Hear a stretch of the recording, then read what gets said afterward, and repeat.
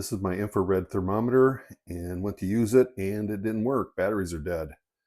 I've had this for many years, 7, 10 years, and I couldn't figure out how to get the batteries in there. Looks like there's a hinge here.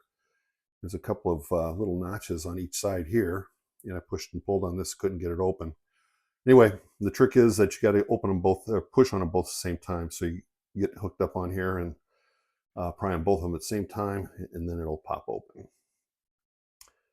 Pop that out, and there's the battery. I already replaced this battery. Here's the original battery.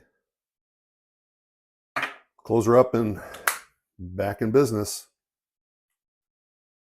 What's the temperature here? Oops, 72.